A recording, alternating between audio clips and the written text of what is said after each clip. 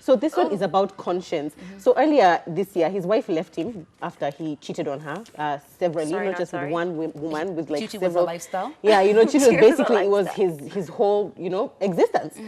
So then he went out on Instagram, I think, and on Twitter, talking about the fact that, oh, he's doing okay, and like talking about the fact that he cheated on his wife and his wife left him. And then he got a lot of backlash because people were like, no, you're sharing too much. Like, why are you coming out and speaking about this? And he clapped back in what I view as like the best way possible, because he said, I have no fear of being judged on social media when the world talks about me, and even if I hide, but I still hear it loud. So if I have something to say, I feel the world needs to know, I will say it publicly, which frankly, I'm like, yeah, that's what social media exists for. And then there was also some people who are, you know, concerned about his mental health, especially after his marriage broke down. And this is what he had to say about it. He said, for those worried about my mental problems and depression, I will be attacking it. And those worried that I might be suicidal, I am in the best shape because I have one more reason to live. My kids, family, and fans. Those are 3 reasons, sir.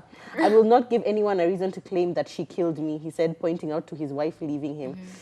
Damn. Okay. It seems like he's still a little bit bitter about that. The post he put up, like initially, was so poignant. He was like, "She's going to leave.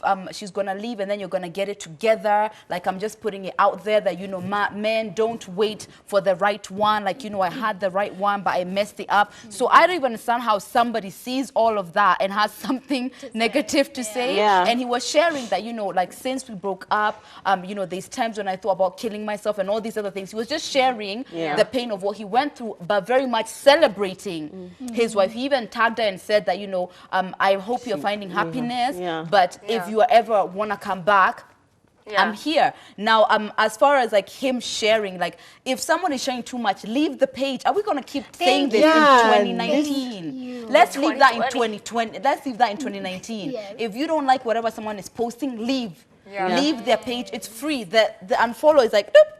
But it's also part of this like African culture of like people are not used to men sharing like their emotions and like being very open about like, I went through this and like, I'm sorry, you know, I'm sorry I cheated on her. I wish her the best and all that. People are just not used to that. Honestly though, like, this is unfortunately the best way he could have handled himself being in a crap situation, because he put himself there and he's acknowledging it. He's not saying like, oh, she pushed me away, marriage already on the rocks, blah blah blah. He's just like, I had a good woman and I'm the one who messed it up, and now the only thing I can do is look at the things that are in my life and celebrate those things. But I think you made a good point.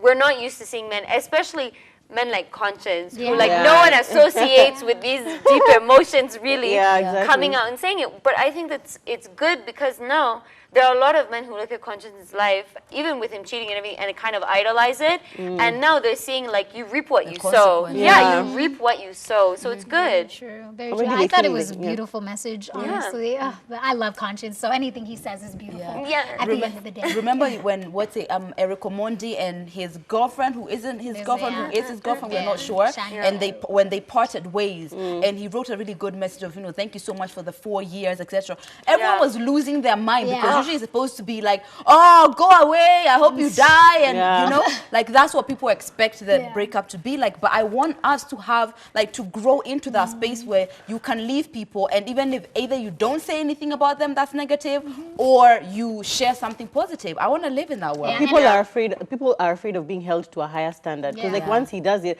then now you as a man, now it's like, yes, that's your idol, so even you should like, no, damn, no. But I feel like it just comes with your growth and maturity and who you are, really. It's true. Like at the end of the day. But Konshens, thank you for the beautiful message. And Naomi is also single. I know, I'm also single at the end of the day. Teach these young cats a little something. The hashtag is Ebru Let's Talk, and the SMS is 40920.